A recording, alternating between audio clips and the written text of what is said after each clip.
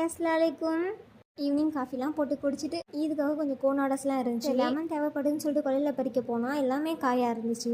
அதுக்கப்புறம் கீழே பார்த்தா ஒரே ஒரு பழம் தான் இருந்துச்சுன்னு சரி சொல்லிட்டு பிஸ்ட் காம்போ ஆஃபர் அதிகமாக கொடுத்ததில்ல. இந்த வாட்டி காம்போ கொடுத்ததுனால நிறைய பேர் அதை தான் விரும்பினாங்க. அதெல்லாம் நைட்டே செஞ்சும் வச்சுட்டேன்.